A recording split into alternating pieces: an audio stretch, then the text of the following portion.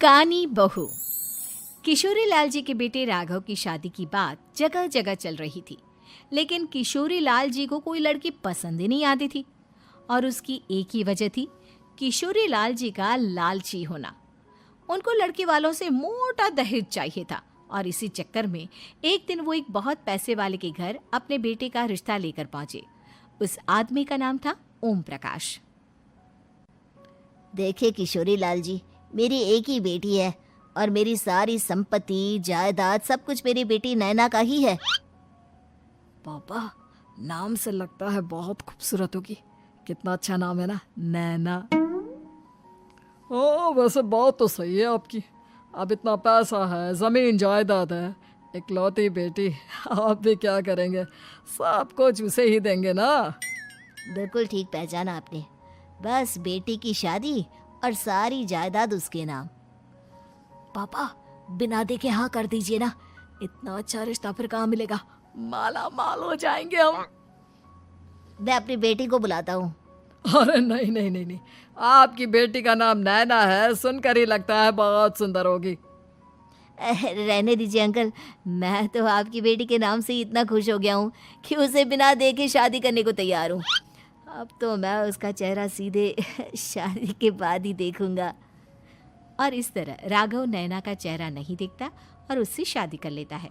शादी के बाद अपनी सुहाग रात पर जब राघव नैना का घूंघट उठाकर देखता है तो नैना की आंखें बंद थी। कितनी खूबसूरत हो तुम नैना, जरा अपनी आंखें खोलकर मेरी तरफ देखो तो सही।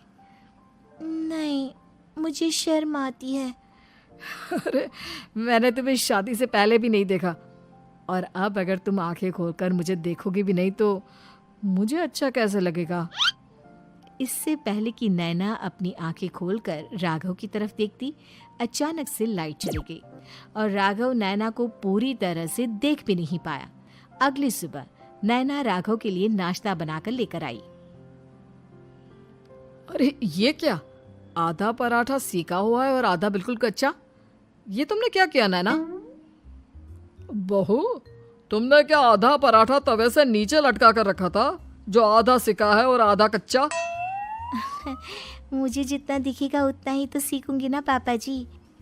जहाँ जहाँ मुझे नजर आ रहा था वहाँ मैंने सीख लिया, जहाँ जहाँ नहीं दिखा वहाँ कच्चा रह गया होगा।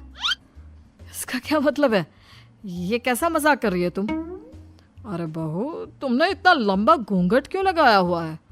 देखो, हमारे घर में बहुओं को बेटी की तरह रखा जाता है, और फिर तुम तो इतना सारा माल लेकर आई हो। देखो, ये घूंघट डालकर रखने की कोई ज़रूरत नहीं है। हाँ नैना, पापा जी ठीक कह रहे हैं, तुम तो आराम से रहो, अपना ही घर समझो। नैना अचानक से अपना घूंघट उठा लेती है।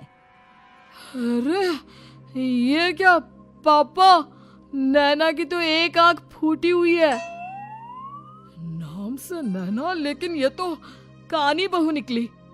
मेरे साथ धोखा हुआ है, धोखा। बिना दिखाए अपनी कानी लड़की मेरे संग ब्याह दी। मुझे कानी बीवी नहीं चाहिए। मुझे अभी ओम प्रकाश जी से बात करनी पड़ेगी। आखिर उन्होंने मेरे साथ ऐसा किया क्यों? अरे, आप लोगों ने ही तो पापा से कहा था कि आप लोग शादी से पहले मुझे देखना नहीं चाहते। अब मेरे पापा पर क्यों इल्जाम लगा रहे हैं? अरे लेकिन उन्हें बताना तो चाहिए था ना कि तुम कानी हो, एक आंख से तुम्हें दिखाई नहीं देता। किशोरी लाल और राघव नाराज होकर ओम प्रकाश को अपने घर बुलाते हैं। पापा जी, ये आपने क्या किया? शादी से पहले बताया क्यों नहीं कि नैना की आंखों में परेशानी है? अरे, आप ही ने तो लड़की देखने से मना कर दिया था। अरे लेकिन आप बता तो सकते थे। आपको तो हमारी बेटी की प्रॉपर्टी चाहिए थी, वो भी पूरी की पूरी। अब क्या हुआ अगर उसे आधा दिखाई देता है? प्रॉपर्टी तो आपको पूरी मिल गई ना। अरे ये क्या बात हुई? मेरी शादी प्रॉपर्टी से नहीं, आपकी बेटी से हुई है। अब ये तो पहले सोचना चाहिए था, तब तो मेरी प्रॉपर्टी देखकर तुम्हारी जुबान लप लपा रही थी। लेकिन मैं कानी लड़की को अपनी बीवी बनाकर नहीं रख सकता। पापा, कुछ करिए ना आप। हाँ, करता हूँ। देखिए ओम प्रकाश जी, आप हमारे साथ ऐसा नहीं कर सकते। और तुम देखो, अगर तुमने मेरी बेटी से शादी तोड़ी ना, तो जो भी प्रॉपर्टी मैंने तुम्हें दी है वो तो पूरी की पूरी वापस ले ही लूँगा, और आधी प्रॉपर्टी तुम्हारी भी लूँगा। अरे मेरी आधी प्रॉपर्टी भला क्यों लेंगे आप? इसलिए क्योंकि मेरी बेटी को आधा नजर आता है और उसकी नज़र अभी तक तुम्हारी आधी जायदाद पर ही पड़ी है। अब तुम उसे घर से निकालोगे तो कुछ तो लेकर जाएगी ना। और अगर हम आपकी बेटी को अपने घर की बहू बना कर रखे तो? तो तुम्हारी पूरी प्रॉपर्टी तुम्हारी ही रहेगी, और जो मैंने तुम्हें दिया है ना, उसमें से बस मैं आधा लेकर जाऊंगा। अरे लेकिन अब आप अपनी दी हुई प्रॉपर्टी में से आधी वापस क्यों लेकर जाएंगे? अगर मैं आपकी बेटी को अपनी पत्नी बनाकर रखने को तैयार हूं तो? इसलिए ताकि भविष्य में अगर तुम मेरी बेटी को धोखा दो तो उसके पास कुछ तो रहे जो पति का हो। वैसे मेरे पास तो बहुत कुछ है, लेकिन अपने पति की कोई निशानी तो उसके पास होनी चाहिए ना। अब अगर तुमने मेरी बेटी को कानी कहा तो तुम्हें प्रॉपर्टी भी कानी ही मिलेगी, पूरी नहीं। जमाए राजा। किशोरी लाल और राघव समझ चुके थे कि वो बुरी तरह फंस चुके हैं और अब उनके पास वहां से निकलने का कोई चारा नहीं है। अब समझ में आया ना, लालच बुरी बला होती है। एक तो तुम्हें प्रॉपर्टी मिली, ऊपर से बीवी मिली, उसमें तुम्हें नखरे भी दिखाने हैं। आए बड़े, चुपचाप बैठो दोनों। कुछ दिनों के बाद नैना राघव की कार लेकर बाजार घूमने निकलती है और जब कार लेकर वापस आती है, ये क्या? एक तरफ से मेरी गाड़ी पूरी खराब हो चुकी है। लगता है तुमने मेरी गाड़ी को किसी दूसरी गाड़ी के साथ एक्सीडेंट किया है। अरे अरे कितना बड़ा नुकसान कर दिया तुमने बहू। वो क्या है ना पापा जी, मुझे एक आंख से दिखाई नहीं दे रहा था, सामने से गाड़ी आ रही थी। मुझे तो सिर्फ आधा ही दिखाई दिया और वो गाड़ी मेरी कार से रगड़ते हुए निकल गई। अब मैं क्या करूं बताओ? आप इसे ठीक कराने के पैसे कौन देगा? तुम्हारे पापा? तुमने मुझसे इस तरह से बात की? अभी रुको। नैना राघव की शिकायत ओम प्रकाश को कर देती है।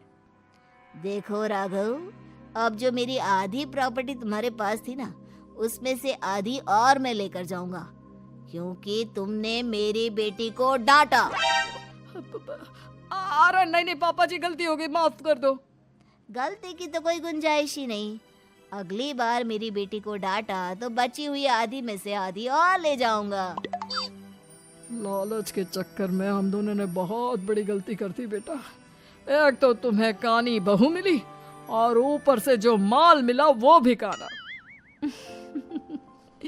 इस तरह राघव की हर एक गलती पर ओम प्रकाश उसकी प्रॉपर्टी का आधा आधा हिस्सा लेकर अपना सारा माल वापस ले गया और राघव को कानी बीवी से काम चलाना पड़ा।